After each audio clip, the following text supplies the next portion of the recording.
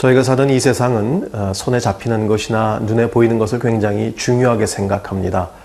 그래서 신실한 하나님의 사람들조차도 세상이 원하는 조건을 쫓아 따라다니기에 급급할 때가 있습니다. 그래서 하나님의 말씀을 소홀하게 하기 쉽죠. 우리가 반드시 알아야 할 것은 하나님은 아무것도 없는 공허함 가운데, 무질서 가운데 이 세상을 말씀으로 창조하셨습니다. 그래서 우리는 세상이 원하는 조건을 맞추기보다는 하나님의 말씀에 의지하고 하나님께 순종하는 것이 우리 가운데는 훨씬 더 중요한 것입니다. 자, 오늘 하루 눈에 보이는 세상의 조건들을 따르겠습니까? 아니면 보이지 않지만 신실하신 하나님의 인도하심에 여러분의 삶을 맡기겠습니까? 이것은 바로 우리의 선택입니다. 하나님을 바라보며 믿음의 선한 삶을 사는 오늘 하루가 될 수 있기를 주의 이름으로 축원합니다.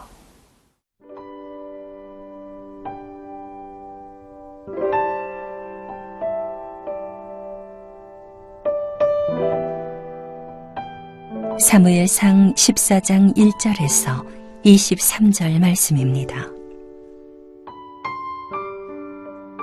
하루는 사울의 아들 요나단이 자기의 무기를 든 소년에게 이르되 우리가 건너편 블레셋 사람들의 부대로 건너가자 하고 그의 아버지에게는 아르지 아니하였더라. 사울이 기브와 변두리 미그론에 있는 석류나무 아래에 머물렀고 함께한 백성은 600명가량이며 아히야는 에봇을 입고 거기 있었으니 그는 이가봇의 형제 아히두베 아들이요 비느하스의 손자요 실로에서 여호와의 제사장이 되었던 엘리의 증손이었더라. 백성은 요나단이 간 줄을 알지 못하니라. 요나단이 블레셋 사람들에게로 건너가려 하는 어귀 사이 이쪽에는 험한 바위가 있고 저쪽에도 험한 바위가 있는데 하나의 이름은 보세스요 하나의 이름은 세네라. 한 바위는 북쪽에서 믹마스 앞에 일어섰고 하나는 남쪽에서 게바 앞에 일어섰더라. 요나단이 자기의 무기를 든 소년에게 이르되 우리가 이 할례받지 않은 자들에게로 건너가자. 여호와께서 우리를 위하여 일하실까 하노라. 여호와의 구원은 사람이 많고 적음에 달리지 아니하였느니라. 무기를 든 자가 그에게 이르되 당신의 마음에 있는 대로 다 행하여 앞서 가소서. 내가 당신과 마음을 같이하여 따르리이다.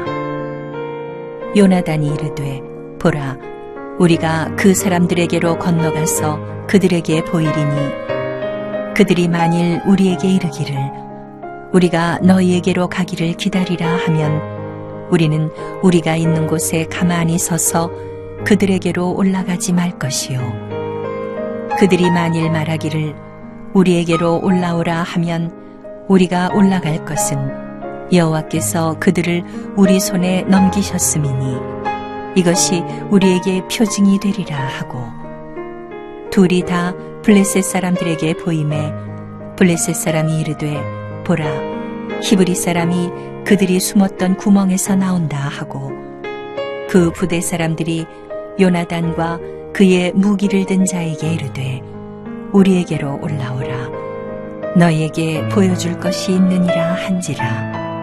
요나단이 자기의 무기를 든 자에게 이르되 나를 따라 올라오라 여호와께서 그들을 이스라엘의 손에 넘기셨느니라 하고 요나단이 손발로 기어 올라갔고 그 무기를 든 자도 따랐더라. 블레셋 사람들이 요나단 앞에서 엎드러짐에 무기를 든 자가 따라가며 죽였으니 요나단과 그 무기를 든 자가 반나절 가리 땅 안에서 처음으로 쳐 죽인 자가 20명가량이라.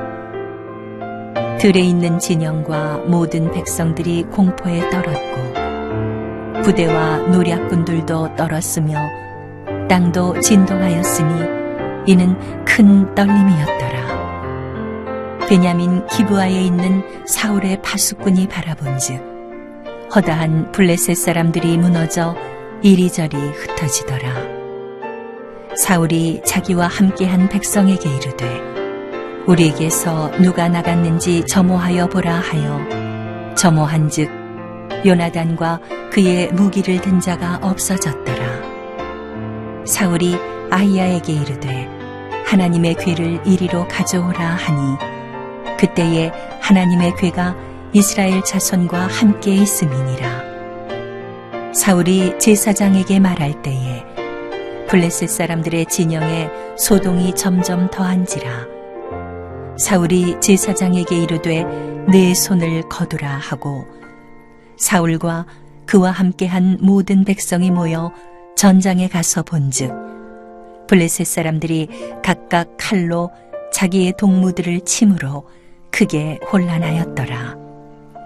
전에 블레셋 사람들과 함께하던 히브리 사람이 사방에서 블레셋 사람들과 함께 진영에 들어왔더니 그들이 돌이켜 사울과 요나단과 함께한 이스라엘 사람들과 합하였고 에브라임 산지에 숨었던 이스라엘 모든 사람도 블레셋 사람들이 도망함을 듣고 싸우러 나와서 그들을 추격하였더라. 여호와께서 그날에 이스라엘을 구원하심으로 전쟁이 베다웬을 지나니라. 오늘 본문은 하나님의 승리의 이야기를 그리고 있습니다. 사울 왕이 하나님의 버림받은 후에 기운 빠진 왕이 됐고요. 그리고 전쟁에서 이렇다 할 승리를 보여주지 않고 있었습니다.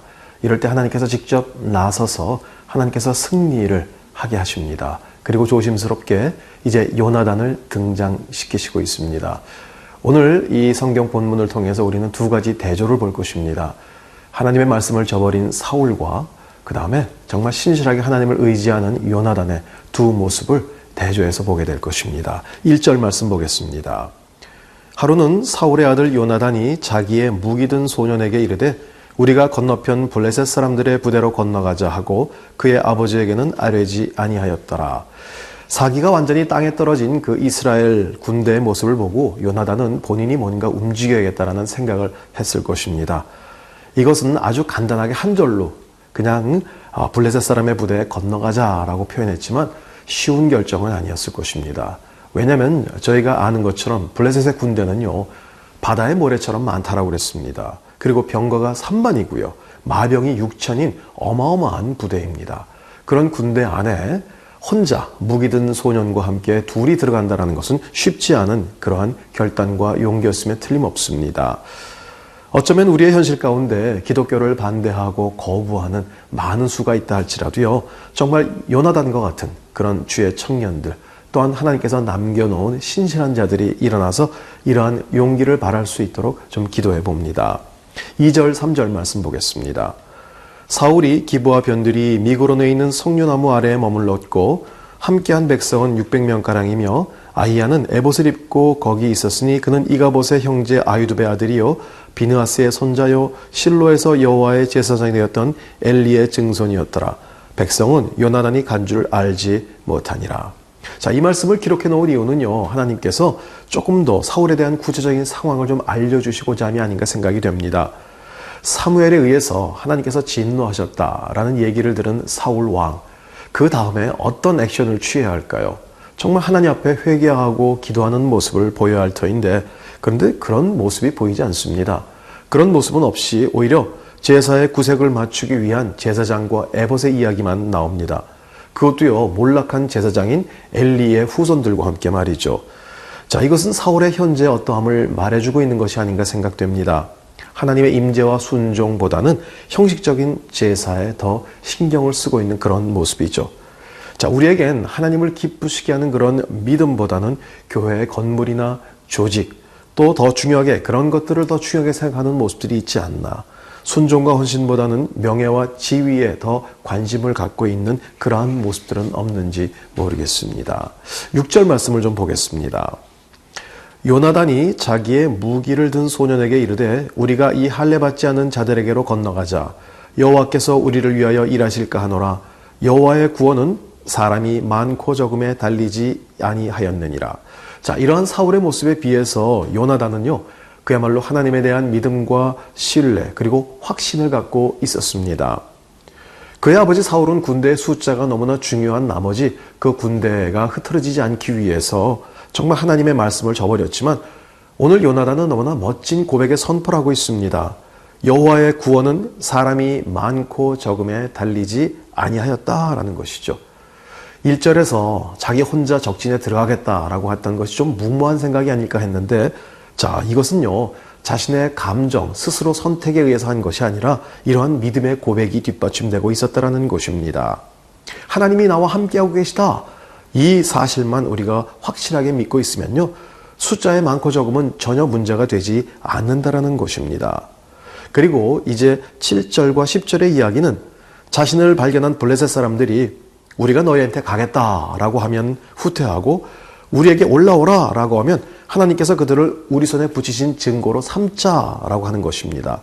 참으로 단순한 전략 같지만 이것은 하나님에 대한 확신과 믿음이 없이는 되어지지 않습니다. 여러분, 우리의 믿음이 너무 복잡할 필요 없습니다. 또 많은 것을 알아야 된다라고 생각하는 분도 계시는데 그렇지 않습니다. 우리가 알고 있는 것만큼이라도 정직하게 하나님을 신뢰하고 순종한다면 우리의 삶에도 놀라운 일들이 있을 것입니다. 오늘 정말 어린아이처럼 단순하게 하나님만 의지하고 하나님만 신뢰하지 않으시겠습니까?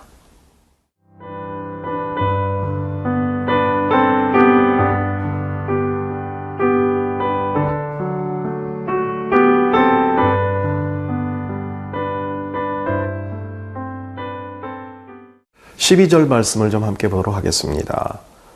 그 부대 사람들이 요나단과 그의 무기를 든 자에게 이르되 우리에게로 올라오라. 너희에게 보여줄 것이 있느니라 한지라. 요나단이 자기의 무기를 든 자에게 이르되 나를 따라 올라오라. 여호와께서 그들을 이스라엘 손에 넘기셨느니라 하고, 이 12절에 요나단의 믿음의 고백이 다시 한번 등장합니다. 그 많은 블레셋 군대들, 엄청난 무기들이 그의 눈에 아마 들어왔을 것입니다. 하지만 요나단은 전혀 그러한 것에 동요하지 않았습니다. 적진에 아주 과감하게 무기를 든 소년 한 명만 데리고요, 정말 무모하게 보이는 공격을 시도한 것입니다. 오직 하나님께서 함께 하신다라는 그 믿음만 가지고요. 여러분, 우리에게도 임마누엘의 하나님이 함께하고 계십니다. 혹시 어떤 상황 때문에 좌절하고 크게 낭망하고 있는 분이 계시다고 한다면, 자, 먼저 점검해야 될 것은 그 문제들을 묵상하는 것이 아니라 하나님께서 나와 함께하고 계신가라는 것들을 점검해 보시기를 바랍니다. 이제 13절부터 15절에는요, 멋진 하나님의 승리의 이야기가 나옵니다. 이 두 사람이 아주 적은 지역에서 적지 않은, 반나절 동안에 적지 않은 수의 적군을 무찌르고 이 블레셋의 그 많은, 모래처럼 많은 군대들이 공포에 떨었다라는 것입니다. 하나님이 함께 하셨기에 단 두 사람만으로 그렇게 많은 적진에 들어가서 그들을 두렵게 하고요, 그리고 또 전쟁하는 동안에는 하나님께서 함께 하셨다라는 증거로 땅까지 흔들어 주신 것입니다. 저는 이 말씀을 읽으면서 얼마나 신이 났는지 모르겠습니다. 하나님으로 인해서 우리가 사는 세상에서 이렇게 신나는 믿음의 선한 싸움을 싸워보면 어떨까라는 것이죠. 우리는 항상 세상에 비해서 우리는 숫자가 적고 또 힘도 약하고 우리는 모자라다고 생각을 하는데요. 아니요, 이젠 하나님의 함께 하심을 고백하고요, 신뢰하는 신앙으로 이런 승리를 좀 맛볼 수 있기를 바랍니다. 그런데 여기서도 또 사울의 모습 또 대조해서 보여주고 계십니다. 자, 16절 이후에 멀리서 보니까 블레셋 진영에 뭔가 일이 일어난 것을 눈치챌 수 있었습니다. 그리고는 알아본 즉 그것이 바로 자기 요나단 아들과 무기를 든 소년 한 사람으로 인해서 그런 소동이 일어났던 것을 알게 됐죠. 자, 엄청난 수를 자랑하는 이 블레셋 군대 한복판에 자신의 아들이 수행원 한 사람과 들어가 있습니다. 왕이라면, 또 부모라면 이때 어떻게 했을까요? 일단 부모의 입장에선 물불을 안 가리고 아마 뛰어들었을 것입니다. 그런데 지금 사울은 뭐를 하고 있나? 이 18절 한번 읽어보겠습니다. 사울이 아히야에게 이르되 하나님의 궤를 이리로 가져오라 하니 그때 하나님의 궤가 이스라엘 자손과 함께 있음이니라.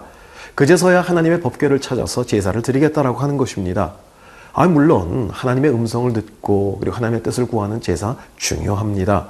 그러나 상황이 이렇게 전개가 된 것을 보면요. 알아차려야 되지 않을까요? 땅이 흔들리고요. 그 두 사람으로 인해서 적진이 완전히 초토화되는 것을 보면 하나님의 인도하심을 알고 빨리 뛰어들었어야 할 터인데 전혀 그렇지 않고 있습니다. 정말 영적으로 굉장히 무뎌있는 사울이다라고 저희가 볼 수 있습니다. 더군다나 그렇게 제사를 드렸습니다. 그런데 한참 제사를 드리다가 전쟁이 더 깊어진 것을 보곤 제사장에게 그만하라라고 또 명령하고 있습니다. 그리고 전쟁터로 다시 나갑니다. 제사가 시작이 되었으면 온전한 제사를 드리고요. 정말 요나단을 위해서 충분한 중보기도를 하든지 하나님 앞에 제대로 된 제사를 드리든지 해야 하는데 중간에 멈추라고 그렇게 하고 나가는 이 모습은 정말 이스라엘 왕으로서 용납이 되지 않는 모습이죠. 아주 전형적인 미성숙의 모습이 아닙니까? 우리 가운데도 경건의 모양만 갖추고 있으면 이런 미성숙한 삶의 모습이 우리 가운데 얼마나 많이 드러나는지 모르겠습니다. 우린 이 말씀에 우리 자신을 비추어 보아야 합니다. 하나님과 교제가 소홀하고요. 하나님의 음성을 듣지 못하는 삶을 살기 때문에 우리가 무엇을 해야 하는지 우왕좌왕하는 그런 삶을 사는 것은 아닌지요. 자, 그럼에도 하나님은 이스라엘을 사랑하시고요. 요나단을 통해 역사하기로 작성하셔서 블레셋 군대가 혼돈 가운데 서로 공격함으로써 이 전쟁을 이기게 하십니다. 여러분, 우리가 이 말씀을 통해서 꼭 명심해야 할 것이 있습니다. 전쟁은 하나님께 속한 것입니다. 마찬가지로 우리의 삶의 모든 것은 하나님께 속한 것입니다. 주님을 신뢰하고 의지하고 주님만 따라가는 삶 가운데 우리가 생각하지도 못했던 하나님의 승리가 거기에 있습니다. 기도하겠습니다. 하나님, 우리는 눈에 보이는 것, 손에 있는 것으로 많은 신뢰를 하기 쉽습니다. 하나님, 그래서 보이지 않는 하나님의 말씀을 소홀하고 또 하나님과의 교제를 등한시할 때가 얼마나 많은지 모르겠습니다. 하지만 오늘 다시 한번 기억하게 도와주십시오. 이 모든 전쟁은 하나님 손에 있는 것입니다. 우리의 삶에 있는 모든 것도 주님께 달린 것입니다. 우리의 모든 초점을 주님께 맞추고 주님 앞에 순종하며 주님을 신뢰하는 삶을 사는 저희가 될 수 있도록 역사하여 주시옵소서. 예수 그리스도 이름으로 기도합니다. 아멘.